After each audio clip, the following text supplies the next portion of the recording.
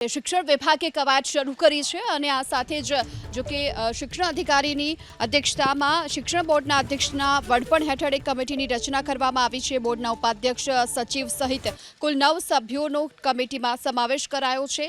શાળાઓની કચેરીના નિયામક બોટાદ કચ્છ જિલ્લા શિક્ષણ અધિકારીનો સમાવેશ કરાયો છે। શિક્ષણવિદ મનુભાઈ પાવરાનો સમિતિમાં સમાવેશ કરાયો છે અને 3 મહિનામાં આ કમિટી સરકારને એક રિપોર્ટ સોંપશે। ગુજરાત રાજ્ય શાળા સંચાલક મહામંડળના પ્રતિનિધિ શંકરસિંહ રાણાનો પણ સમાવેશ કરવામાં આવ્યો છે આ કમિટીમાં। આ સાથે જ વિનિયમોમાં ઘણી જોગવાઈની સ્પષ્ટતા ન હોવાથી સુધારો કરવાનો નિર્ણય લેવાયો છે। શિક્ષણ વિભાગે કવાયત શરૂ કરી છે અને આ સાથે જ જો કે શિક્ષણ અધિકારીની અધ્યક્ષતામાં શિક્ષણ બોર્ડના અધ્યક્ષના વડપણ હેઠળ એક કમિટીની રચના કરવામાં આવી છે। બોર્ડના ઉપાધ્યક્ષ સચિવ સહિત કુલ 9 સભ્યોનો કમિટીમાં સમાવેશ કરાયો છે। શાળાઓની કચેરીના નિયામક બોટાદ કચ્છ જિલ્લા શિક્ષણ અધિકારીનો સમાવેશ કરાયો છે। શિક્ષણવિદ મનુભાઈ પાવરાનો સમિતિમાં સમાવેશ કરાયો છે અને 3 મહિનામાં આ કમિટી સરકારને એક રિપોર્ટ સોંપશે।